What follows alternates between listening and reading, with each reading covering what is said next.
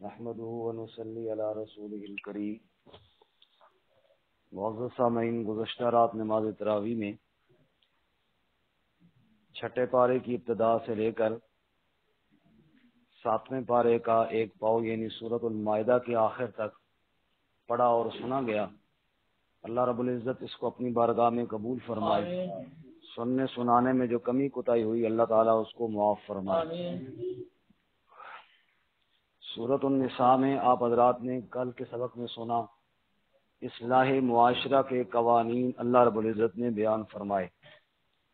انہی میں سے ایک یہ بھی بات ہے کہ لا يحب اللہ الجہر بالسوء من القول الا من ظلم۔ اللہ تعالیٰ برائی کے اظہار کو پسند نہیں فرماتے، جس پر ظلم زیادتی ہو وہ کسی کے سامنے بیان کر لے کہ میرے ساتھ چیز زیادتی ہوئی ہے، وہ تو ٹھیک ہے۔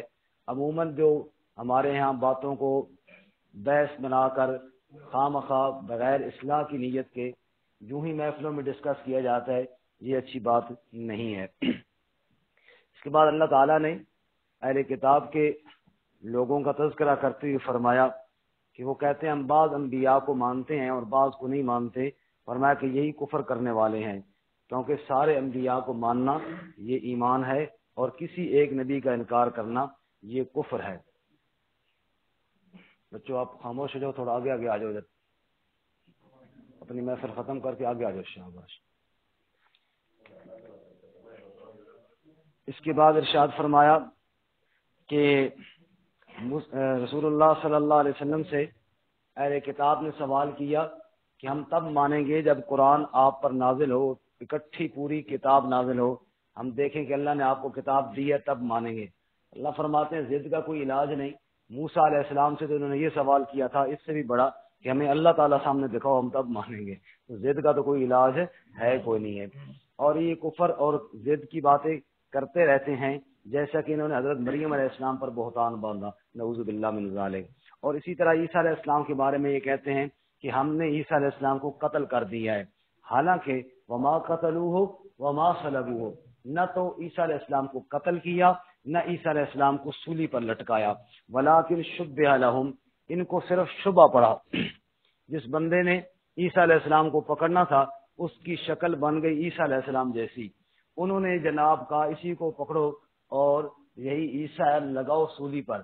جب اس کو پکڑا تو بڑا چیخا ہو کہ میں عیسیٰ نہیں ہوں، انہوں نے کہا تو پتر لگنا ہے، تو عیسیٰ ہے یا نہیں ہے؟ انہوں نے پکڑ کر اس کو سولی پہ لٹکا دیا، ولیکن شبہ لہم، ایسے شبہ میں پڑے بھائی اللہ کے ساتھ کون مقابلہ کر سکتا ہے۔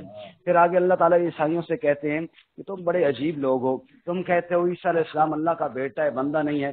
لن یستنکف المسیح ان یکون عبدا للہ، وہ تو اللہ کا بندہ بننے سے کوئی آر محسوس نہیں کرتے، وہ تو فخر محسوس کرتے ہیں کہ مجھے اللہ تعالیٰ کا بندہ کہا جائے، تو میں خواہ مخواہ کا دوسری جگہ پہ اعتراض بنا ہوا ہے۔ اس کے بعد ہے جی سورۃ المائدہ۔ مائدہ کا معنی ہے دسترخوان، اس میں دسترخوان کا ذکر آئے گا انشاءاللہ، وہاں ذکر کریں گے۔ سورۃ المائدہ ایک مسائل کا بھی دسترخوان ہے، حلت اور حرمت کے مسائل کا دسترخوان ہے، چونکہ ایمان کا ایک حصہ یہ بھی ہے کہ بندہ یہ ایمان لائے کہ بھائی کسی چیز کا حلال کر دینا یا کسی چیز کو حرام کر دینا یہ مخلوق میں کسی کا اختیار نہیں ہے، یہ اختیار صرف اللہ رب العزت کا ہے۔ اس لیے جن لوگوں نے اپنی جانب سے کوئی چیزیں حرام کی تھی سورۃ المائدہ میں ان کی بھی تردید ہے، اور جنہوں نے اللہ تعالیٰ کی حلال کردہ چیزوں کو حرام کیا تھا کہ ایسا نہیں ہو سکتا، یا جنہوں نے اللہ کی حرام کردہ چیزوں کو حلال کہا، فرمایا یہ بھی تمہیں اختیار نہیں ہے، یہ سارے اختیارات کس کے پاس ہیں جی؟ اللہ تعالیٰ کے۔ اس اللہ نے مویشی جانوروں کا گوشت کھانا حلال کیا ہے، لیکن حالت احرام میں شکار کرنا اللہ تعالیٰ نے منع کر دیا ہے۔ اسی طرح حرمت والے مہینوں میں اللہ رب العزت نے منع کیا ہے کہ لڑائی نہ لڑو۔ اسی طرح آگے اللہ تعالیٰ نے چند چیزیں گنی ہیں، حرمت علیکم المیتہ، مردار حرام ہے، خون بہتا ہوا جو ہے دم مسفوح وہ حرام ہے، خنزیر کا گوشت حرام ہے، غیر اللہ کے نام پر جو چیز نامزد ہو جائے وہ حرام ہے، جس کا گلا گھونٹا جائے اور وہ مر جائے وہ حرام ہے، جس کو جناب چوٹ لگے اور مر جائے وہ حرام ہے، جو جانور بلندی سے گر کر مر جائے وہ حرام ہے، آپس میں لڑ کر سینگ ماریں اور وہ مر جائے وہ حرام ہے، درندے مار دیں اور وہ حرام ہے۔ ان سب میں سے جس کو ذبح کر لو وہ جائز ہو جائے گا ورنہ حرام ہے۔ وما ذبح علی النصب، جو آستانوں پہ جا کے ذبح کیے جائیں وہ بھی ناجائز ہیں، وہ بھی حرام ہے۔ تیروں کے ساتھ تقسیم کرنا یہ بھی ناجائز ہے۔ تیروں کے ساتھ تقسیم اس زمانہ جہالت میں ایک طریقہ تھا، ان میں سے ایک طریقہ یہ تھا، آسان لفظوں میں یوں سمجھائیے کہ جو مجاور ہوتے تھے کسی آستانے کے، ان کے پاس تھیلے ہوتے، تھیلوں کے اندر تیر ہوتے، تیروں پہ کچھ حصے لکھے ہوتے۔ مثال کے طور پہ 10 بندوں نے اونٹ خریدا ہے اور ہم 10 بندے اب اونٹ ذبح کر چکے ہیں، اب گوشت تقسیم کرنا ہے۔ جیسے ہمارے ہاں قربانی کے ایام میں 7 حصے ہوتے ہیں، پھر آپس میں تقسیم کیا جاتا ہے۔ اب حکم تو یہ ہے نا کہ برابر برابر تقسیم کیا جائے، وہاں کیا دستور تھا، وہ ان مجاوروں کے پاس چلے جاتے، ہم جی 10 بندے ہیں یا 7 بندے ہیں، اس جانور کا گوشت ہم پہ تقسیم کرنا ہے، بتاؤ جی میرا حصہ کتنا ہے؟ ہاں بھائی تم آگے آ جاؤ، میں آگے گیا جی، ہاں جی میرا حصہ کتنا ہے؟ اس تھیلے میں سے ایک تیر نکالا، اس پہ کچھ نہیں لکھا ہوا تھا، بعض تیروں میں کچھ لکھا ہوتا، بعض میں کچھ نہیں لکھا ہوتا، خالی نکلا، چل بھائی تیرا حصہ کوئی نہیں، تو خالی واپس چلا جا۔ اگلا آ جائے جی، میں گیا، تیرا بھی خالی، بھائی تیرا حصہ بھی کوئی نہیں۔ اگلا تیر نکالا، اس میں لکھا ہوا تھا النصف، آدھا، اوہ ماشاء اللہ بھائی آدھا تیرا ہو گیا جی، آدھا اس کو دے دیا جی۔ یہ جناب وہ کیا کہتے تھے ہمارے یہاں پنجابی میں کہ چوراں دے تھان تے ڈانگا دے گا، اس طریقے سے تقسیم کرتے تھے، کسی کو محروم کیا جا رہا ہے، کسی کو دیا جا رہا ہے، جیسے ہمارے ہاں لاٹری میں ہوتا ہے۔ تو فرمایا اس کو اللہ تعالیٰ نے جائز نہیں قرار دیا، اس سے اجتناب کیا جائے۔ اس سورہ مبارکہ میں یہ ایک عظیم آیت ہے جو اس امت کے اوپر بہت بڑا اللہ کا احسان ہے، الیوم اکملت لکم دینکم واتممت علیکم نعمتی ورضیت لکم الاسلام دینا۔ آج دین مکمل ہوا اور اللہ تعالیٰ نے نعمت تمام کر دی اور اسلام ہی کو بطور دین اللہ تعالیٰ نے پسند فرمایا۔ یہودیوں نے حضرت عمر رضی اللہ تعالیٰ عنہ سے کہا کہ تمہارے قرآن میں ایک ایسی آیت ہے، اگر وہ ہم پر نازل ہوتی تو ہم اس دن کو عید بنا لیتے۔ عمر رضی اللہ تعالیٰ نے فرمایا دیکھو یہ جو آیت نازل ہوئی ہے نا، یہ حج اکبر والے دن نازل ہوئی ہے، جمعے والے دن نازل ہوئی ہے، تو یہ ہمارے لیے عید ہے، اس لیے ہمیں اللہ رب العزت نے دین دیا ہے، ہم اپنی طرف سے اس میں کوئی ایجاد نہیں کرتے۔ اس کے بعد آگے اللہ تعالیٰ فرماتے ہیں وہ شکاری جانور جو شکار کرنا جانتے ہوں ان کا مارا ہوا بھی حلال ہے کچھ شرطوں کے ساتھ، ذرا توجہ کے ساتھ سننا۔ وما علمتم من الجوارح، علمتم وہ جانور، جس طرح شکاری کتا ہوتا ہے جو شکار کو جانتا ہو، وہ علمتم وہ سیکھا ہوا ہو، اناڑی کتا نہ ہو جس کو شکار کا پتہ نہ ہو، وہ والا نہیں۔ سیکھا ہوا یہ ہوتا ہے کہ جب تک اس کو مالک شکار کے پیچھے نہ بھیجے وہ خود نہیں جاتا، اور جاتے ہوئے بھی مالک اگر بلائے تو رک جاتا ہے، پھر شکار کے پیچھے اندھا دھند نہیں جاتا بلکہ وہ رک جاتا ہے، وہ ہے سیکھا ہوا۔ سیکھا ہوا ہو، جوارے ہو، زخمی کرنے والا ہو، گلا گھونٹ کے مارنے والا نہ ہو۔ اگر ایک خرگوش کو مثلا اس کتے نے دبوچا اور وہ مر گیا، زخم کوئی نہ ہوا، خون بالکل بھی نہ نکلا، وہ حلال نہیں ہے، زخم کرنے والا ہو۔ اسی طرح جناب جب چھوڑا جائے تو اللہ کا نام لے کر چھوڑا جائے، بسم اللہ تکبیر پڑھ کر چھوڑا جائے، اور وہ پکڑ کر پھر کھائے نہیں بلکہ روک کے رکھے مالک کے آنے تک۔ یہ جانور جو ہے اگر اس کے دوران زخمی بھی ہوا ہے، بسم اللہ پڑھ کے چھوڑا بھی گیا ہے، مالک کے پہنچنے سے پہلے وہ جانور مر گیا ہے، فرمایا اس کو بھی اللہ تعالیٰ نے حلال قرار دے دیا ہے۔ اسی طرح آگے اللہ تعالیٰ فرماتے ہیں کہ جیسے حلال کھانا ہے ایسے پاکیزہ رشتے بھی تلاش کرو۔ اہل کتاب کی عورت کا اللہ تعالیٰ نے نکاح جائز قرار دیا ہے، فرمایا کہ ظاہری بدن بھی پاک رکھو، وضو کا حکم ہے اور ساتھ ساتھ غسل کا، اور اگر پانی نہ ملے تو بولتے نہیں ہے جی، پانی نہ ملے تو تیمم کا حکم ہے جی۔ اس کے بعد پھر اہل کتاب کا ذکر ہے جی۔ اہل کتاب کا تذکرہ کرتے ہوئے اللہ تعالیٰ فرماتے ہیں اے اہل کتاب تمہارے پاس اللہ نے وہ رسول بھیجے حضرت محمد صلی اللہ علیہ وسلم، جو باتیں تم چھپاتے تھے نا، گڑبڑ کرتے تھے، انہوں نے آ کے وہ واضح طور پر بیان کر دی ہیں۔ تم کہتے تھے نا عیسیٰ علیہ السلام اللہ کا بیٹا ہے، دیکھو اللہ کا بیٹا کوئی نہیں ہے۔ اچھا اللہ فرماتے ہیں پھر اسی پر انہوں نے ظالموں نے بس نہیں کیا کہ عیسیٰ علیہ السلام اللہ کا بیٹا ہے، پھر یہ اس سے بھی آگے بڑھے اور کہنے لگے نحن ابناء اللہ واحباؤ، ہم سارے اللہ کے بیٹے ہیں، نعوذ باللہ من ذالک، استغفر اللہ۔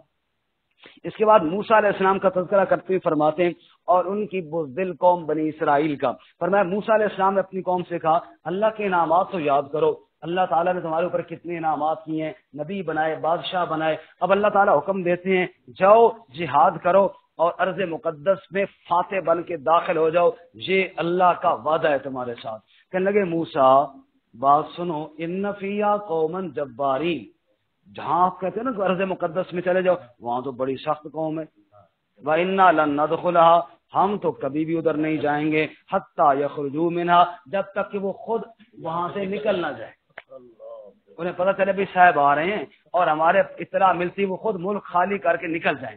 فَإِن يَخْرُجُوا مِنْهَا فَإِنَّا دَاخِلُونَ، وہ خود وہاں سے نکل جائیں پھر ہم داخل ہو جائیں گے. جیسے ہم کہتے ہیں نا کشمیر کے انشاءاللہ ہم فتح کر لیں گے، کہتے ہیں نا جی. کیسے جی؟ گھر بیٹھے 2 منٹ کھڑے ہو جاؤ، خاموشی اختیار کر لو. 2 منٹ کوئی واش روم میں کھڑا ہے ادھر ہی کھڑا ہو جائے، کشمیر فتح ہو جائے گا. کوئی کمرے میں کھڑا ہے 2 منٹ چپ کر کے وہیں کھڑا ہو جائے، بس انڈیا والے ایسے ڈریں گے جناب جنا اٹھ کھڑا ہے، اللہ خیر ہی کرے. سمجھ آئی؟ چڑی نے کہا تھا بیٹے سے، چڑیا سنا کہاں گیا تھا؟ انہوں نے کہا اماں جی نہ پوچھو، آج ایک درخت پہ بیٹھا ہوں اس میں سے کڑ کڑ کڑ کی آواز آئی. چڑی نے کہا میرے بچے تیری ٹانگیں ہی بتا رہی ہیں. واقعی ایسے ہوا ہوگا. جب شیر میرے جیسا اندر کھڑا ہو گیا انڈیا تو ڈر ہی جائے گا نا. تو جنا کھڑا ہو گیا اپنے گھر کی بیٹھک کے اندر، اب خیر تو ہماری نہیں ہے. وہ اللہ کے بندے، اللہ تعالیٰ نے جہاد کا حکم دیا ہے، دشمن کے ساتھ جہاد ہوگا تب کشمیر فتح ہوگا. بنی اسرائیل کی طرح انہوں نے کہا تھا موسیٰ ہم تو نہیں جائیں گے، خود بخود وہ وہاں سے انڈیا اپنی فوجیں نکال کر لے جائے پھر ہم جائیں گے. 2 بندوں نے بڑا سمجھایا لیکن وہ نہ مانے. بالآخر واضح طور پہ موسیٰ علیہ السلام سے کہنے لگے فَاذْهَبْ أَنْتَ وَرَبُّكَ فَقَاتِلَا، موسیٰ تو جا اور تیرا رب جائے، تم کرو قتال، اِنَّا ہَاهُنَا قَاعِدُونَ، ہم تو ادھر ہی بیٹھے رہیں گے. اللہ نے فرمایا، موسیٰ علیہ السلام نے کہا یا اللہ میں حاضر، میرا بھائی ہارون حاضر، اب یہ نہیں جاتے تو ہم کیا کریں؟ فرمایا کوئی بات نہیں موسیٰ، اب 40 سال تک یہ بھٹکتے پھریں گے اور ان کو کوئی ٹھکانہ نہیں ملے گا. اگر میرا حکم مان کر وہاں کھڑے ہو جاتے تو میں اللہ ان کو ضرور فتح عطا فرماتا. اس کے بعد آدم علیہ السلام کے 2 بیٹوں کا قصہ ہے جی، حابیل اور قابیل کا. دونوں نے قربانی کی. قابیل کی قربانی قبول نہ ہوئی، حابیل کی قربانی قبول ہو گئی. آپ جانتے ہیں پہلی شریعتوں میں قربانی کی قبولیت کی نشانی یہ ہوتی تھی، ایک جگہ پر رکھ دیا جاتا تھا قربانی کا مال، آسمان سے بجلی آتی اور اس کو جلا دیتی تھی. جس کی بجلی آ کے سامان کو جلا دے یہ نشانی ہوتی تھی کہ یہ مال قربانی والا قبول ہو گیا ہے، اور اگر بجلی نہ جلائے تو معلوم ہو کہ قبول نہیں ہوا. دونوں نے قربانی کی، حابیل کی قبول ہوئی، قابیل کی قبول نہ ہوئی. اس کو آیا غصہ اور حسد پیدا ہوا اور کہنے لگا کہ لَأَقْتُلَنَّكَ، میں تجھے قتل کر دوں گا. اس نے کہا اللہ کے بندے میرے قتل کرنے سے تیری قربانی قبول ہو جائے گی؟ انما يتقبل اللہ من المتقین، تو اخلاص پیدا کر اللہ تیری بھی قربانی قبول کر لے گا. لیکن اس نے کہا میری بےزتی ہو گئی ہے اور بےزتی اسی طرح ختم ہوگی، تجھے میں چھوڑوں گا نہیں. اس نے کہا کہ اچھا ٹھیک ہے پھر تم قتل کرتا ہے تو کر، میں تو تجھے نہیں مارتا، نہ میری تیرے ساتھ کوئی لڑائی ہے، نہ میرے تیرے ساتھ کوئی دشمنی ہے، میں تجھے نہیں قتل کرتا. بہر صورت نفس نے اس کو برانگیختہ کیا اور اس نے اس ناحق بھائی کو قتل کر دیا. قابیل جو پہلا قاتل تھا اس نے حابیل کو قتل کر دیا. اچھا یہ بات ذہن میں رہے گا، اکثر ساتھی بھول جاتے ہیں ان میں قاتل کون ہے اور مقتول کون ہے. جس کے نام میں قاف آتا ہے نا وہ قاتل ہے، قابیل. سمجھ آئی؟ اس نے قتل کر دیا حابیل کو. اب قتل کرنے کے بعد پریشان ہوا کہ اب اس لاش کو ٹھکانے کیسے لگاؤں، سمجھ نہ آئے کیونکہ ابھی تک وہ دفن شفن کا طریقہ کوئی نہ تھا. اللہ کی قدرت، ایک کوا اللہ تعالیٰ نے بھیجا. کوا زمین قرید رہا تھا اور مردہ کوے کو اس نے چھپا رہا تھا. اس نے دیکھا، اس نے کہا اوہو یہ میں اتنا کوے سے بھی گیا گزرا ہوں، یہ لاش چھپا سکتا ہے، مجھے چھپانی نہیں آتی. اس طرح پھر اس نے دفن کا طریقہ سیکھ لیا وہاں سے. بار کے اللہ فرماتے ہیں کہ جی کوا مردے کو، مردہ بندے کو نہیں، مردہ کوے کو. اچھا جی، اس کے بعد یہ آگے اللہ تعالیٰ فرماتا ہے جو ناحق کسی کو قتل کرے وہ اتنا ہے ظالم، گویا کہ اس نے ساری انسانیت کا قتل کر دیا ہے. اور اگر جس نے ایک مقتول کو بچا لیا گویا کہ اس نے انسانیت کو بچا لیا ہے. اسی سلسلے میں آگے اللہ تعالیٰ نے ڈاکوؤں کا تذکرہ کیا جو زمین میں فساد پھیلائیں. ایک ہوتا ہے چور، چور ہوتا ہے چپکے سے کسی کی چیز چوری کر لے، اور ڈاکو وہ ہوتا ہے علل اعلان ڈنکے کی چوٹ پر گن پوائنٹ پر کسی سے مال لوٹ لے اور اسے ڈرائے دھمکائے بھی صحیح. فرمایا ڈاکو کی سزا یہ ہے کہ ان کو قتل کیا جائے یا سولی لٹکائے جائیں یا ہاتھ پاؤں کاٹے جائیں یا جلا وطن کیے جائیں، ان میں سے جو مناسب بات ہو وہ ان کو سزا دی جائے. اور چور کی سزا ان کے ہاتھ کاٹے جائیں. فَاقْطَعُوا أَيْدِيَهُمَا، چور کے کیا کیے جائیں جی؟ ہاتھ کاٹے جائیں. اس کے بعد آگے اللہ تعالیٰ اہل کتاب کا پھر تذکرہ کرتے ہوئے فرماتے ہیں سماعون للکذب اکالون للسحت، بہت جھوٹ سننے والے اور بہت حرام خور ہیں، بہت حرام کھانے والے. غالباً ابو ہریرہ رضی اللہ تعالیٰ عنہ کا واقعہ ہے، ایک شخص نے ان کے سامنے غیبت کرنی شروع کی کسی کے بارے میں، تو فرمایا کہ مجھے معذور سمجھو، میں تیری بات نہیں سن سکتا. انہوں نے کہا جی میں کر رہا ہوں نا، سننے میں کیا حرج ہے؟ سماعون للکذب اکالون للسحت، یہ آیت پڑھی. فرمایا کہ جس طرح کھانے والوں کا اللہ ذکر کرتے ہیں ایسی غلط بات سننے والوں کا ذکر بھی اللہ ساتھ ہی کرتے ہیں. لہذا جیسے غلط بات بولنی درست نہیں ہے ایسے غلط بات کو سننا بھی درست نہیں ہے جی. اس کے بعد آگے اللہ تعالیٰ فرماتے ہیں یہودیوں کا ایک جھگڑا آیا نبی صلی اللہ علیہ وسلم کے پاس. آپ صلی اللہ علیہ وسلم نے فرمایا کہ دیکھو آپ ان کے درمیان فیصلہ کریں تو انصاف کے ساتھ کریں، باقی یہ ماننے والے نہیں ہیں، اگر ماننے والے ہوتے تو یہی فیصلہ تورات کے اندر بھی لکھا ہوا ہے. کون سا فیصلہ جی؟ کتبنا علیہم فیہا ان النفس بالنفس، ایک جان کے بدلے میں ایک جان، آنکھ کے بدلے میں آنکھ، کان کے بدلے میں کان، ناک کے بدلے میں ناک، دانت کے بدلے میں دانت، والجروح کے ساتھ جیسا کسی نے زیادتی کی ہے اس کے بدلے میں ایسا ہی بدلہ لیا جائے. لیکن جو اللہ کی آیات کے ساتھ فیصلہ نہ کرے وہ کافر ہے، وہ ظالم ہے، وہ فاسق ہے. ایک ہی صفحے پہ 3 جملے اللہ تعالیٰ نے ارشاد فرمائے. پھر فرمایا ہم نے قرآن نازل کیا جو پہلی کتابوں کی تصدیق بھی کرنے والا ہے اور مہیمن ہے. لفظ مہیمن پہ غور کرنا، اللہ کے ناموں میں ایک نام ہے المہیمن. کیا نام ہے جی؟ بولے. اور قرآن کی صفت بھی اللہ نے ذکر کی مہیمن. مہیمن کا معنی نگران. جیسے اللہ پوری کائنات کا نگران ہے نا، ایسی قرآن ساری آسمانی کتابوں کی بھی نگران ہے. مطلب لوگوں نے جو اس میں گڑبڑ کی ہے قرآن نے اس کی وضاحت بیان کر دی ہے. آگے اللہ فرماتا ہے ایمان والو یہود و نصارہ کے ساتھ دوستی نہ لگاؤ. دوستی ہو تو کس کے ساتھ ہو؟ ایمان والوں کے ساتھ ہو. اچھا ان لوگوں کے ساتھ دوستی مت لگاؤ جو دین کا مذاق اڑاتے ہیں، اور خصوصاً جب نماز کے لیے بلایا جائے، اذان دی جائے، اذان کا مذاق اڑاتے ہیں. ایسے لوگوں کے ساتھ دوستی نہ لگاؤ. یہودیوں نے کہا نعوذ باللہ اللہ کے ہاتھ بند ہیں. استغفر اللہ. اللہ فرماتا ہے غلت ایدیہم بل لعنوا بما قالوا، ان کے ہاتھ بند ہیں اور ان کے جملے پر لعنت ہو اللہ تعالیٰ کی ان پر. بل یداہ مبسوطتان، رب کے دونوں ہاتھ کھلے ہوئے ہیں. ينفق کیف یشاء، وہ خرچ کر رہا ہے. امیر شریعت سید عطا اللہ شاہ بخاری رحمۃ اللہ علیہ نے ایک بڑی خوبصورت بات ارشاد فرمائی. فرمانے لگے اوے لوگو رب کے خزانوں کے بارے میں کیا پوچھتے ہو؟ جب سے اللہ نے کائنات بنائی اپنے خزانوں سے ایک مٹھی بھر لی، اللہ اسی مٹھی سے دے رہے ہیں، بادشاہوں کو بھی، فقیروں کو بھی، امیروں کو بھی، غریبوں کو بھی. فرمایا دے رہے ہیں اور دیتے رہیں گے حتیٰ کہ قیامت آ جائے گی، دنیا ختم ہو جائے گی، رب کی ایک مٹھی ختم نہیں ہوگی. دیکھو ابھی تک نکل رہا ہے، اللہ کی مٹھی چل رہی ہے، انشاءاللہ چلتی رہے گی. جی آگے دیکھیں جی، آگے اللہ تعالیٰ فرماتا ہے یا ایھا الرسول بلغ ما انزل الیک من ربک، اے میرے محبوب صلی اللہ علیہ وسلم جو کچھ اللہ نے آپ کی طرف نازل کیا ہے یعنی قرآن پاک، آپ اس کے ذریعے تبلیغ جاری رکھیں، بیان کرتے رہیں، لوگوں کو واضح سمجھاتے رہیں اور بتائیں. جنہوں نے یہ کہا عیسیٰ اللہ کا بیٹا ہے انہوں نے بھی کفر کہا، اور جنہوں نے یہ بات کہی کہ اللہ 3 میں سے ایک ہے انہوں نے بھی کفر کہا. بعد نے کہا ایک اللہ تعالیٰ، ایک عیسیٰ علیہ السلام، ایک مریم علیہ السلام، یہ 3 ملیں تو اللہ ہے. کہو نعوذ باللہ من ذالک. اور بعد میں مریم علیہ السلام کی جگہ پہ جبرائیل علیہ السلام کو کہا. فرمایا بالکل کفر بولا انہوں نے، یہ سب اللہ تعالیٰ کے بندے ہیں. اور اللہ نے ایک دلیل بڑی مزدار دی ہے. بھائی چھوڑ دو کرسی کو، کچھ نہیں ہوتا. آپ کرسی سے دور ہو جائیں نا بیٹا، آپ کوئی معذور تو نہیں ہے، آپ ماشاءاللہ ٹھیک ٹھاک ہیں.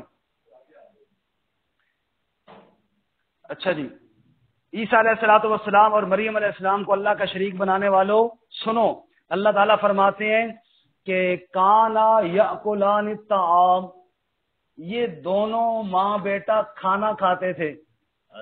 کیا کرتے تھے؟ جو کھانا کھائے وہ معبود تو کھانا کھلانے والا ہوتا ہے، خود کھانے سے پاک ہوتا ہے، دوسروں کو کھلاتا ہے، کیونکہ جو کھانا کھائے وہ کھانے کے سارے لوازمات کا بھی محتاج ہوتا ہے۔ یہ سارے کھانے کے چکر ہی تو ہیں جو دنیا میں چل رہے ہیں۔ اگر کھانا ہی نہ کھانا ہوتا تو بادشاہ پھر تو فرسٹ کلاس بندہ، کوئی پریشانی نہ ہوتی، کوئی مجبوری نہ ہوتی، ورنہ جو کھانے کا محتاج ہو وہ محتاج ہوتا ہے، وہ حاجت روا نہیں بن سکتا۔ اچھا، اس کے بعد فرمایا یہودی ایمان والوں کے سخت دشمن ہیں، نصارہ ان کی بنسبت کچھ بہتر ہیں۔ اس بہتری پر ایک مثال دیجیے۔ مسلمان ہجرت کر کے حبشہ گئے تھے نا، اور حبشہ کا بادشاہ نصارہ سے تعلق رکھتا تھا نجاشی کے پاس مشرکین مکہ قافلہ لے کر گئے اور جا کر کہا جی ہمارے ملک سے یعنی مکہ سے کچھ ہمارے غلام بھاگے ہوئے آئے ہیں اور وہ آپ کے ملک میں پناہ لے رہے ہیں، ان کو ہمارے حوالے کیا جائے۔ نجاشی نے کہا ٹھیک ہے، ان کو بلاتے ہیں۔ صحابہ کی طرف پیغام آیا کہ کل آپ نے دربار میں حاضر ہو جانا ہے۔ صحابہ کرام نے آپس میں مشورہ کیا کہ اس کے دربار میں جائیں گے تو کیسے جائیں گے؟ دربار کا تو اصول ہے وہاں سجدہ کر کے جایا جاتا ہے۔ اگر سجدہ کرے نجاشی کو تو مکہ چھوڑ کے آنے کا فائدہ کیا ہوا؟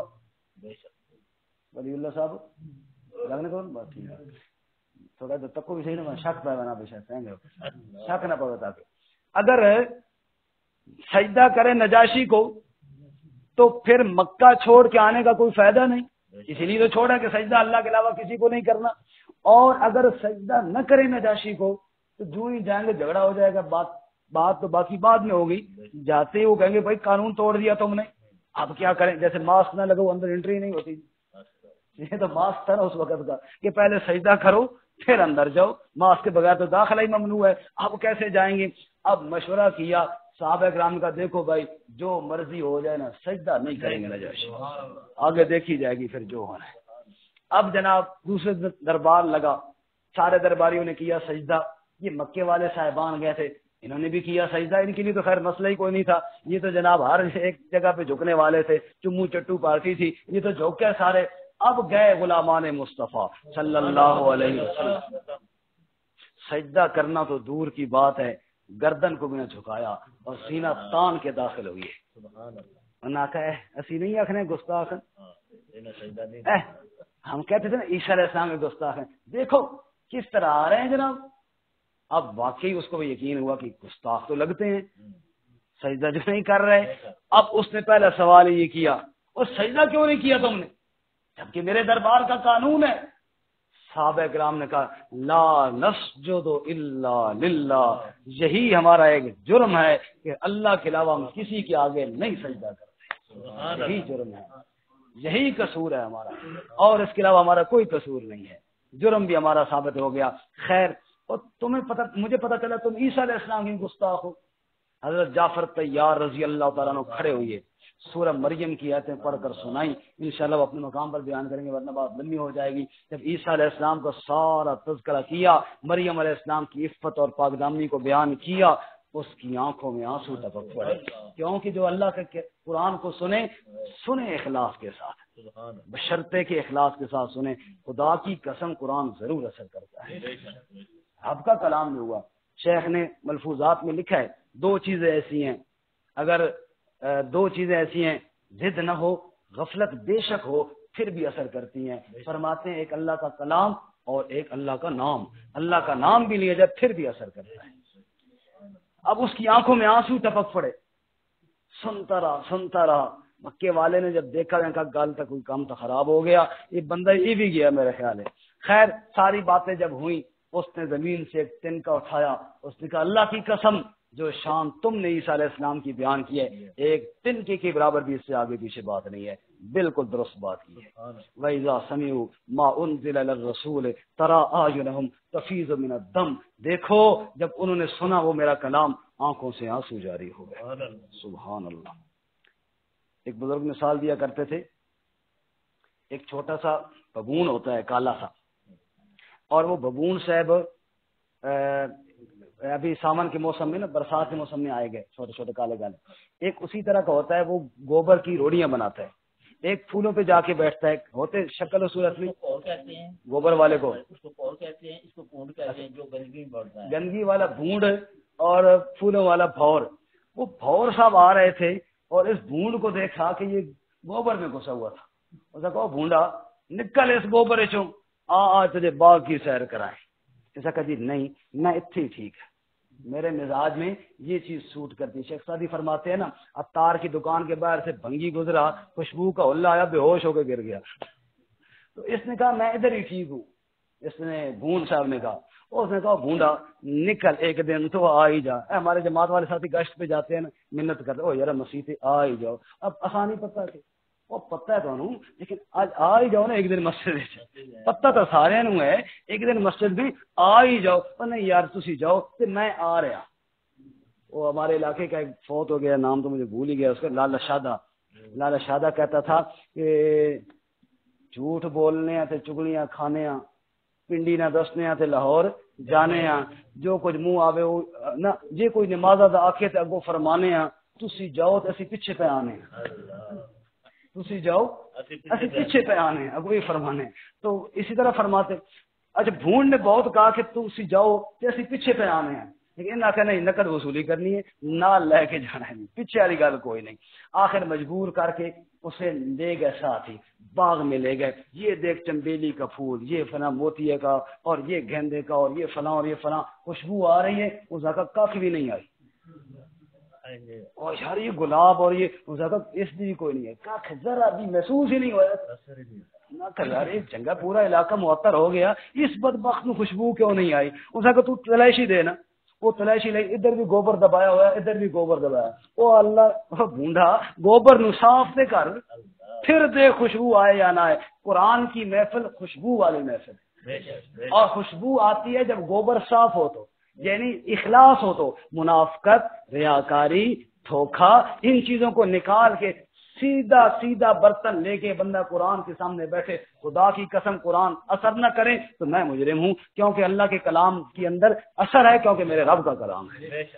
نجاشی کی دل کی دنیا بدل گئی. اس نے کہا جاؤ مکے والے, یہ میرے مہمان ہیں, یہ ادھر ہی رہیں گے. اللہ فرماتے ہیں دیکھو کس طرح اللہ تعالیٰ نے ٹھکانہ عطا فرمایا مہاجرین کو. اس کے بعد آگے اللہ تعالیٰ فرماتے ہیں لوگوں اللہ کی حلال چیزیں کردہ چیزوں کو اپنی طرف سے حرام نہ کرو.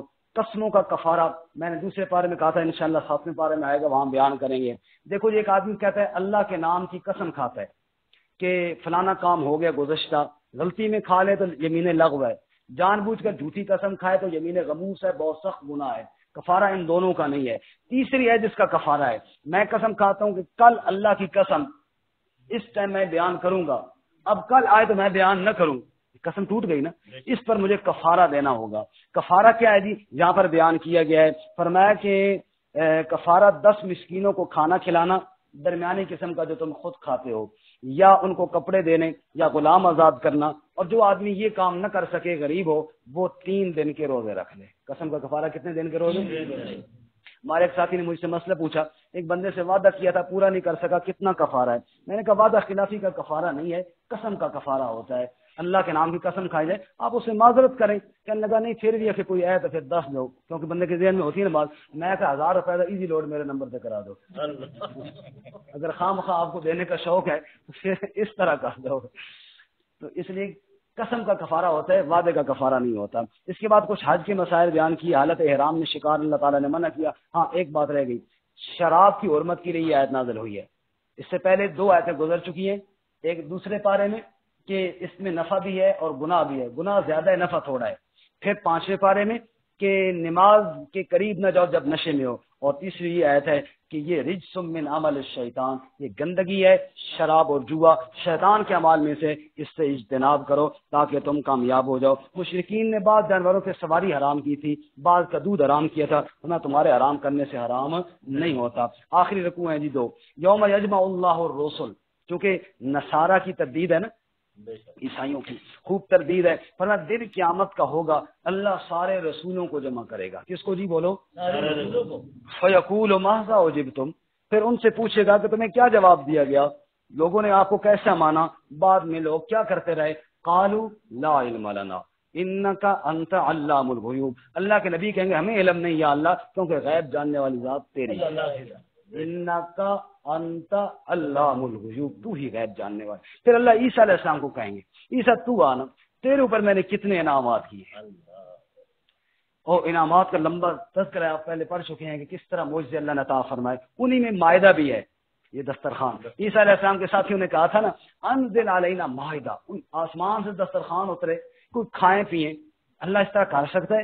عیسیٰ علیہ السلام کا اللہ کے بندو، اللہ تو سب کچھ کر سکتا ہے، لیکن اللہ سے دسترخوان کیوں مانگتے ہو؟ کہنے لگے ہم چاہتے ہیں تاکہ کھائیں اور مطمئن ہو جائیں، کھائیں پیچھے اور کیا ہو جائے۔ اب بھوکے پیٹ اللہ کی عبادت کرتے کوئی مزہ نہیں آ رہا، ذرا صحیح فٹ ہو جائے نا، تاکہ پھر جناب کھائیں پیئیں اور پھر اللہ کی عبادت کریں، بڑا مزہ آئے گا۔ عیسیٰ علیہ السلام نے دعا کر دی، اللہ نے دسترخوان نازل فرما دیا، سبحان اللہ، اور فرمایا کہ اب جو انکار کرے گا نا اب اس کی خیر بھی نہیں، معجزہ مانگا ہوا ہے نا۔ پھر اللہ عیسیٰ علیہ السلام سے کہیں گے عیسیٰ یہ سارے معجزے میں نے تمہیں دیے تھے، انت قلت للناس اتخذونی وامي الہین من دون اللہ، تو نے لوگوں کو کہا تھا کہ مجھے اور میری امی کو اللہ کا شریک بناؤ، قال سبحانک، یا اللہ تو شریکوں سے پاک، سبحان اللہ، ما یکون لی ان اقول ما لیس لی بحق، جو مجھے حق نہیں پہنچتا وہ میں کیوں کہتا بات، ان کنت قلتہ فقد علمت، اگر میں نے بات کہی ہوتی تو تجھے تو پتہ ہوتا، یا اللہ تو میرے دلوں کے حال بھی جانتا ہے، ما قلت لهم الا ما امرتنی به ان اعبدوا اللہ ربی وربکم، میں نے اور کچھ نہیں کہا یا اللہ، وہی کہا جو تو نے کہا تھا کہ اللہ میرا بھی رب ہے تمہارا بھی رب ہے، اسی کی عبادت کرو، یا اللہ جب تک میں وہاں رہا تب تک کی میں گواہی دے سکتا ہوں، بعد کے حالات پھر مجھ سے نہ پوچھ کر تو جانتا ہے۔ حدیث پاک میں آتا ہے رسول اللہ صلی اللہ علیہ وسلم فرماتے ہیں جب رب میرا مجھ سے پوچھے گا نا اقول کما قال عبد الصالح عیسی ابن مریم، میں بھی اسی طرح کہوں گا